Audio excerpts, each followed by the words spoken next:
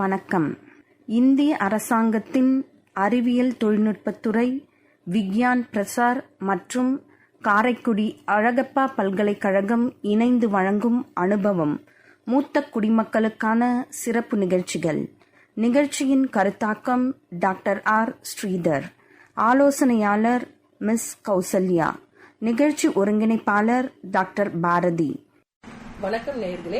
இன்று நம்மிடையே டாக்டர் முகமது யாசின் பல வருடங்களாக விவசாய கல்லூரியில் முதல்வராக பணியாற்றி பல சாதனைகளை படைத்த பேராசிரியர் அவர்கள் நம்மிடையே இணைந்துள்ளார்கள். இன்று அவருடைய அனுபவங்களையும் விவசாயத்துறையில் அவருக்கான அறிவுகளையும் நம்ம கேட்டறிந்து தெரிந்து கொள்ள இருக்கிறோம். வணக்கம் சார். உங்களை பத்தி ஒரு சுய அறிமுகம், உங்களோட படிப்பு, நீங்க எங்கெல்லாம் படிச்சீங்க, எங்க பணியாற்றுறீங்க அப்படின்ற உங்க சுய அறிமுகத்தை தெரிஞ்சுக்க ஆசைப்படுறோம் சார். எல்லோருக்கும் வணக்கம். எனது பெயர் டாக்டர் முகமது யாசின். நான் தற்போது முதல்வராக ஸ்கூல் ஆஃப் அக்ரிகல்ச்சர் சயின்ஸ் விவசாய படிப்பு இந்த ஆண்டு ஸ்ரீ மணக்குள விநாயகர் இன்ஜினியரிங் காலேஜில் தொடங்கப்பட்டிருக்கிறது. நான் முதல்ல என்னுடைய பட்டப்படிப்பு 1975-79 Madurai agriculture college and research இன்ஸ்டியூட்ல நான் பிஎஸ்சி அக்ரிகல்ச்சர் முடிச்சுட்டு, அதுக்கப்புறம் 1979 நான் ரிசர்ச் அசிஸ்டண்டா, அதாவது வேளாண் துறையில, புதுவை அரசு வேளாண் துறையில கரியமாணிக்கம் கரும்பு உழவியல் ஆராய்ச்சி நிலையம், அதுல நான் ரிசர்ச் அசிஸ்டண்டா இருந்தேன். அப்போ என்னுடைய இதுல ஆராய்ச்சியை மேற்கொள்றது தான் என்னுடைய அலுவலகம்.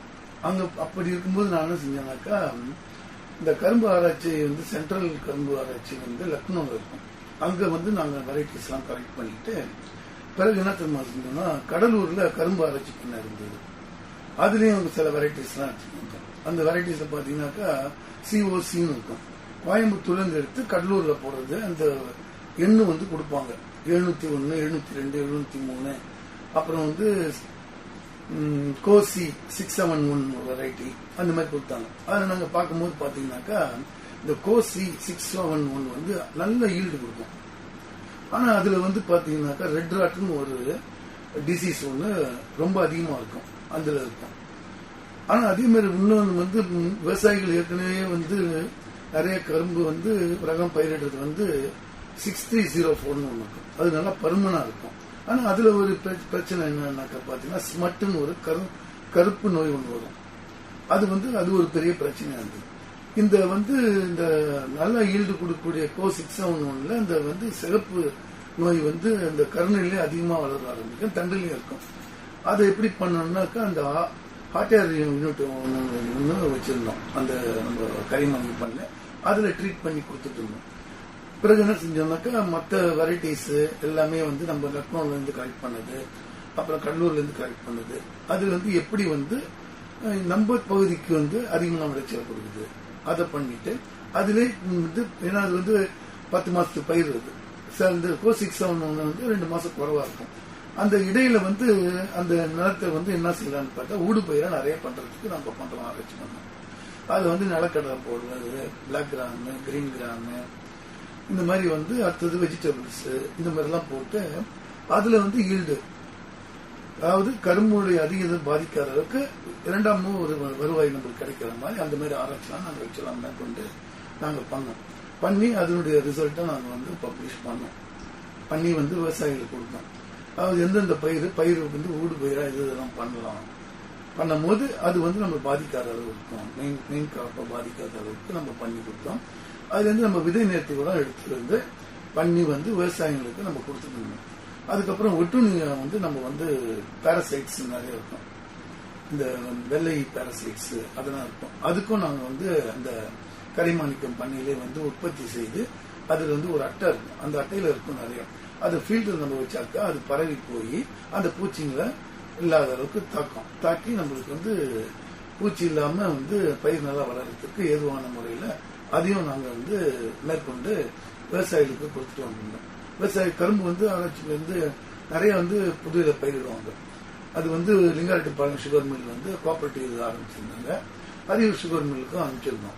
அப்ப அனுப்பிச்சும் போது அந்த 2 சுகர் ஃபேக்டரிக்கும் தேவையான தரமான விதைப்பொருள்களை கொடுத்திருந்தோம்.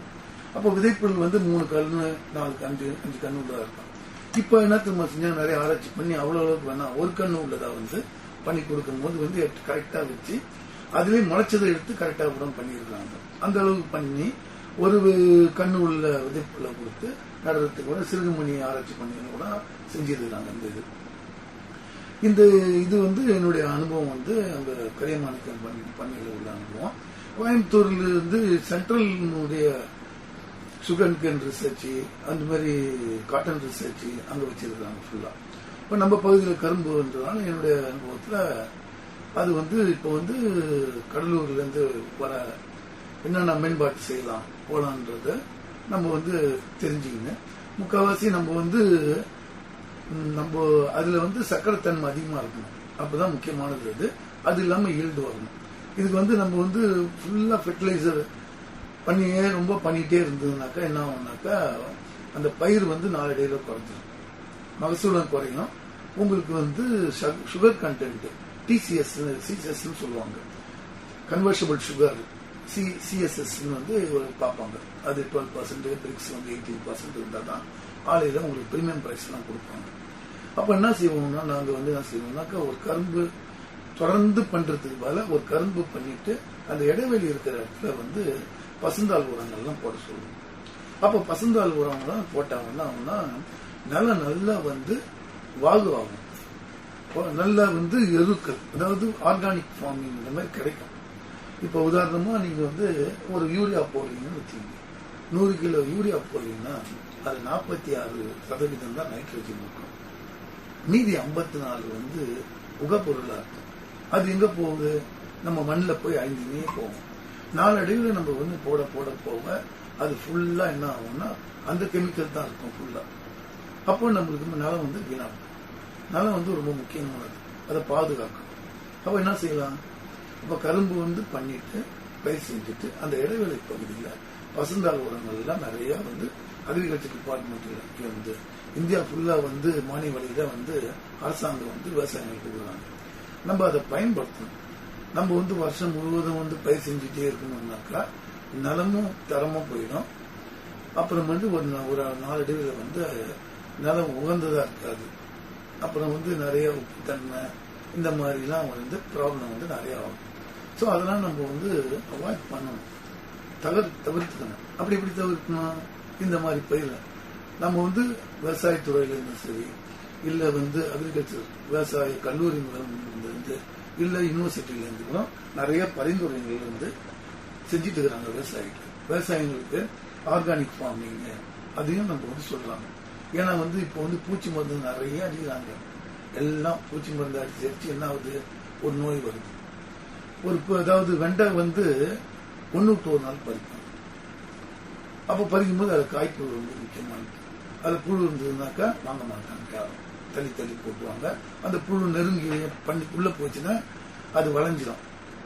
ரெண்டாவது நெருங்கிய தன்மை கொடுத்துரும், யாரும் வாங்க மாட்டாங்க. ஒன்னு என்ன செய்வாங்க? 2 நாளைக்கு 3 நாளைக்கு முன்னாடியே நிறைய மருந்து அடிப்பாங்க. அப்ப மருந்து நம்ம இஷ்டத்துக்கு அடிப்பாங்க. அடிச்சாக்கா அதனுடைய நச்சுத்தன்மை குறைஞ்சது ஒரு 14 நாள் இருக்கும், இல்ல 10 நாள் இருந்துடும். இவங்க பறிச்சு பண்ணி பொண்ணே பசங்க நம்ம சமைச்சு சாப்பிடும் போது இந்த வயிற்றால தான் போகும். அப்ப எதுவும் தெரியாது. டாக்டர் போகும்போது டாக்டர் இதை சாப்பிட்டு தான் வந்ததுன்னு தெரியவே தெரியாது. அவரு வேற ஒரு நோய் இருக்குன்னு சொல்லிட்டு அவரு ஒண்ணு எழுதி கொடுத்தாரு, அதையும் சாப்பிட்டு இருப்பாங்க. சோ இதெல்லாம் உயிர் விலை மதிக்க முடியாது. அப்ப நம்ம உணவுகள் நச்சுத்தன்மை இல்லாத அளவுக்கு இப்போ ரொம்ப கவனமா மக்களும் அதுல கவனத்தை செலுத்துறாங்க, அரசாங்கமும் அதுல கவனத்தை செலுத்து முடிந்த வரைக்கும் நச்சுத்தன்மை உள்ள நிறைய பெஸ்டிசைட்ஸ் அதெல்லாம் அவாய்ட் பண்ணிட்டு ஆர்கானிக் முறையில நம்ம பயிர் செய்யுங்க. முதல்ல நீங்க ஆர்கானிக் செய்யும் போது கொஞ்சம் ஈல்டு கம்மியா தான் வரும். ஆனா வளம், மண்ணுடைய வளம் வருடம் உயர்ந்துகிட்டே போகும். அந்த மாதிரி போகும்போது ஒரு அளவுல பாத்தீங்கன்னா உங்களுக்கு ஈல்டு நல்லா வரும். நீங்க ஆர்கானிக்லயே இந்த தொழு உரம், மக்கிய சாதனம் இதெல்லாம் போட்டு பண்ண என்ன ஆகும்னாக்கா நிலத்து உங்களுக்கு எதிர்ப்பு சக்தி கொடுக்கணும் பயிருக்கு. அப்ப எதிர்ப்பு சக்தி நம்மளுக்கு அதிகமாக ஆகுனாலும் பயிர் பூச்சிகள் தாக்கினாலும் அதை தாண்டி அது வளரக்கூடாது. ரெண்டாவது நம்ம இந்த மாதிரி தழைச்சத்து, இந்த மாதிரி தொழு உரம் இதெல்லாம் நம்ம போட பார்த்தீங்கன்னாக்கா இந்த குவாலிட்டின்னு சொல்லுவாங்க. தரம் தான் முக்கியம். நம்ம எந்த பொருள் எடுத்தாலும், துணி எடுத்தாலும் சரி, எந்த பொருள் வாங்கினாலும் தரம் முக்கியம். தரம் இல்லாட்டினாக்கா அதை வாங்கவே மாட்டோம். தரமான பொருள் வாங்கினாதான் முடியும். உதாரணமா தக்காளி வாங்கும்போது பாத்தீங்கன்னாக்கா 1 கிலோ 10 ரூபான்னு கொடுக்கும்போது எல்லாத்தையும் கலந்து போடுறாங்க. தரம் இருந்தது தரம் இல்லாதது பாத்தீங்கன்னா நம்ம குறைஞ்ச விலைன்னு சொல்லிட்டு 10 ரூபாய்க்கு வாங்கும்போது பாத்தீங்கன்னா அது பாதி நல்லாவே இருக்காது, டீ போட்டுரும். ஆனா தரமான உள்ள கத்திரிக்காய் ஒரு 15 ரூபாய்க்கு வாங்கினாதான் அது எல்லாமே நல்லா இருக்கும். அப்ப அதை யாரும் நம்ம பாக்குறதே கிடையாது. நம்ம என்ன பாக்குறோம், விலை குறைவா இருக்குதா, அது உள்ள தரமா இருக்கா இல்லைன்னு பார்க்க மாட்டோம். அப்ப தரமான பொருள்ல இப்ப நிறைய பேர் வர ஆரம்பிச்சுட்டாங்க. தரமான பொருள்கள் வாங்கணும், காசு கொஞ்சம் கூட போனா அது கரெக்டா நம்மளுக்கு வருது. அப்போ தரமான பொருள் எப்படி கிடைக்கும் உங்களுக்கு? மண் வளம் நல்லா இருந்தது. நம்ம ஆர்கானிக் முறையில தொழு உரம் மற்ற நிறைய பயோ ஃபர்டிலைசர் இந்த மாதிரி நிறைய இப்போ வந்துருக்குது. அதெல்லாம் நம்ம ஈவன் பெஸ்டிசைடு ஒரு பூச்சிக்கொல்லி அடிக்காமையே நம்ம தாவரக்குள்ளியை பண்ணி தாவரத்திலே நிறைய எடுத்து அது பூச்சியை கட்டுப்படுத்தக்கூடிய அளவுக்கு நிறைய பண்றாங்க. உதாரணமா நம்ம வேப்ப மரம் அதை அடிச்சா கூட நிறைய பூச்சி சேர்த்து இந்த அளவுல நம்ம அதெல்லாம் நம்ம தெரிஞ்சுக்கணும். விவசாயிகளுக்கு நிறைய தெரிஞ்சு நம்ம சொல்லணும்னு அவசியம் கிடையாது. பாரம்பரிய விவசாயம் பாரம்பரிய நெல் கூட விழா கொண்டாடுறாங்க. புதுவையில பாத்தீங்கன்னா 16ஆம் தேதி நெல் திருவிழா நடத்துறாங்க. அதுல பாரம்பரிய நெல்லை பத்தி நிறைய பேசிட்டு இருக்காங்க. 2வது ஆர்கானிக் ஃபார்மிங்கை பத்தி விவசாயிகளையும் நல்லா பேச ஆரம்பிக்கிறாங்க. எங்க கல்லூரி மாணவர்கள் அதெல்லாம் கலந்துருந்தாங்க. நிறைய அனுபவம் கிடைச்சது எங்களுக்கு. அப்போ விவசாயிகள் இப்ப நிறைய பாரம்பரிய நெல் ஏன் சொல்றாங்கன்னாக்கா அது முதல்ல ஒரு கம்மியான ஈல்டு கொடுத்தாலும் ஆனா அதனுடைய உபயோகம் பல மடங்கு. ரெட் ரைஸ் சொல்றாங்க, கருப்பரிசி, மாப்பிள சம்பா இந்த மாதிரி பாத்தீங்கன்னா மலைச்சநல்லூர் நீங்க போனீங்கன்னாக்கா உங்களுக்கு தெரியும். மலைச்சநல்லூர்னு அரிசி ஃபேமஸான இடம் திருச்சி கிட்ட இருக்குது வச்சுக்கலாம். அங்க பாத்தீங்கன்னாக்கா நிறைய பாரம்பரிய நெல் தான் போடுவாங்க.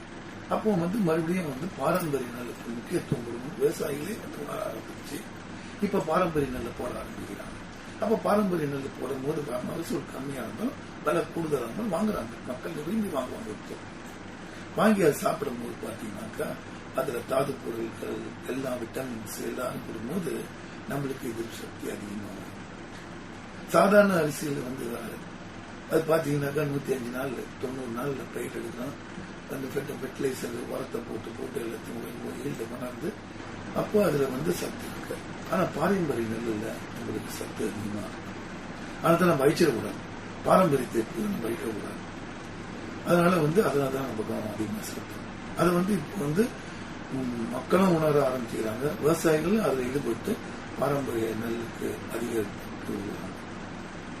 அதுக்கப்புறம் நாங்க இப்போ நாங்க அதை பார்த்துட்டு வந்தோம். விவசாய நம்ம மாணவிகளுக்கு போய் அவங்க உண்மையிலேயே ரொம்ப சந்தோஷப்பட்டாங்க. விவசாய படிப்பு எடுத்ததுக்கு ரொம்ப உபயோகமா இருக்குது. அதுலயும் மணப்பல விநாயகர் இன்ஜினியரிங் காலேஜ்ல சேர்ந்த ஒரு 3வது நாள்ல கவர்மெண்ட் ஹார்டிகல்ச்சர் ஃபார்ம் மதுரைப்பட்டில் அதுக்கு கூட்டிட்டு போனோம். அடுத்தது உடனே 16ஆம் தேதி ஒரு எக்ஸ்போசர் விசிட் சொல்லிட்டு அதுக்கு கூட்டிட்டு போனோம். அது கிளாஸ் உள்ளே பாடத்தை நடத்துறத விட வெளியே கூட்டிட்டு போனா நிறைய அனுபவங்கள் நிறைய இருக்கு. இப்ப பாத்தீங்கன்னா தர்பூசணி வரும்போது பாத்தீங்கன்னாக்கா நிறைய பண்றாங்க. முந்தி அப்படியே போடும்போது பாத்தீங்கன்னாக்கா நிறைய களை வரும். ஏன்னா அது விலை அதிகமா இருக்கும். அப்படி பண்ணும்போது பாத்தீங்கன்னாக்கா நிறைய களை வரும் தண்ணி கட்டும்போது. இப்ப என்ன செய்யறாங்க, பாலித்தீன் சீட்டை மேல போட்டு ட்ரிப் மூலியமா அதாவது தண்ணி ரொம்ப முக்கியமான ஒண்ணு. இப்ப பாத்தீங்கன்னா தண்ணி பத்தி பேசணும்னா நிறைய பேசணும். தண்ணி விவசாயத்துக்கு பயன்படுத்துறது காட்டிட்டு விவசாயம் இல்லாத தொழிலுக்கு நிறைய பயன்படுத்துறாங்க. பயன்படுத்தி வீணாவும் ஆக்குறாங்க. அதே மாதிரி நிலம் விளைநிலம் இருக்கிற விளைநிலம் தான் விற்க ஆரம்பிச்சாங்க. விளைநிலம் குறைஞ்சிட்டே வருது. ஆனா மக்கள் தொகை அறிஞ்சிட்டு அப்ப மக்கள் தொகை அதிகமா இருக்கும்போது அவங்களுக்கு உணவு வேணும் இல்லையா? அப்ப நம்ம உற்பத்தி அதிகமா இருக்கணும், தரமான பொருளையும் கொடுக்கணும். அப்படி பண்ணும்போது நம்ம இயற்கை விவசாயம் பண்ணணும். அதுக்கு கூட அதிக விளைச்சல் ஆராய்ச்சிகளை நம்ம மேற்கொள்ளணும். அப்படி மேற்கொண்டாதான் அதனால்தான் பட்டப்படிப்பு உங்களுக்கு தேவைப்படுது. விவசாய பட்டப்படிப்பு எதுக்குன்னு கேட்கறதுக்கு இதுதான் காரணம். விவசாய பட்டப்படிப்பு படிக்கும் போது தேவைகளை புரிஞ்சுக்கொள்வாங்க. மக்களுடைய தேவை, நாட்டினுடைய தேவை. மக்கள் எவ்வளவு இருக்கிறாங்க, அவங்களுக்கு எவ்வளவு உணவு வேணும். இப்போ உதாரணமா நம்ம சொல்ல போனாக்கா இந்தியா நம்ம சொல்றோம், உலக அளவில் 2வது இடத்துல இருக்குது காய்கறி உற்பத்தியில் சொல்றோம். ஆனா நம்ம உடல் ஆரோக்கியமா சத்தான உணவு, சீரான உணவு, சமச்சீர் உணவு அப்படின்னு சாப்பிடணும்னா ஒரு நாளைக்கு 300 கிராம் காய்கறி, பல வகை காய்கறிகள் நம்ம சாப்பிடணும், உணவு சேர்த்துக்கணும். அதே மாதிரி பழங்கள் இந்தியா பிரேசிலுக்கு அடுத்து 2வது இடத்துல இருக்கு. ஆனா நம்ம ஒரு நாளைக்கு 120 கிராம் சாப்பிடணும். ஆனா நம்ம 90 கீழே சாப்பிடுறோம். காய்கறி 300 பரிந்துரைக்கு 200 கீழே சாப்பிடுறோம். ஆனா நம்ம உலக அளவில் 2வது இடத்துல இருக்கிறோம். பற்றாக்குறை. அது மட்டும் இல்ல, நம்ம 40% வீணாக்கிறோம். காய்கறி பழங்கள் உற்பத்தி அதை வீணாக்கி 40% வீணாக்கும். அப்ப அது எப்படி குறைக்கிறது, அந்த சேதத்தை எப்படி குறைக்கிறது? அப்படி குறைக்கிறதுனா என்னென்ன வழி இருக்கு? அறுவடைக்கு முன்பு எப்படி இருக்கணும், அறுவடை பண்ண பிறகு அது தரம் பிரிக்கணும். தரம் பிரிச்சு எப்படி எல்லாம் நம்ம பேக்கிங் பண்ணணும். பேக்கிங் பண்ணி எங்க சேல்ஸ் கிடைக்குது, டிமாண்ட் இருக்குது, அங்க அனுப்புறதுக்கு நம்ம ஊர்திகள் இருக்குதா, இல்ல வெளிநாட்டுக்கு எப்படி அனுப்புறது, இந்த மாதிரி கவனத்தை செலுத்தி பண்ணாக்கா நம்ம குறைக்கலாம். தேவையற்றது தேவையில்லாம. அதே மாதிரி பயிர் செய்யும் போது நம்ம நான் ஏற்கனவே சொன்ன மாதிரி தொழு உரங்கள் இதெல்லாம் போடும்போது பார்த்தா குவாலிட்டி நிறைய கிடைக்கும். அப்ப அந்த குவாலிட்டி இருக்கும்போது பாத்தீங்கன்னாக்கா ஒரு நம்ம இயற்கையில விவசாயம் பண்ணி ஒரு தக்காளி எடுத்து ஒரு 20 நாள் வெளியே வைங்க, உரங்களை போட்டு அதுல இருந்து வர தக்காளியை வைங்க, அப்படியே வைங்க. இது குளிர்சாதனத்துல வைக்க வேணாம். 2 வச்சா எது சீக்கிரமா அழுகும்னு பாருங்க. ரசாயன உரம் போட்டது சீக்கிரத்துல கெட்டு போக. ஆனா நீங்க இயற்கையா பண்ண மகசூல் எடுத்த அந்த தக்காளி பார்த்தீங்கன்னா ஒரு வாரத்துக்கு அப்படி இருக்கும். இதுதான் தரம். நன்றி சார். நேயர்களே, இந்நிகழ்ச்சியின் தொடர்ச்சியை அடுத்த பகுதியில் கேட்கலாம். நன்றி.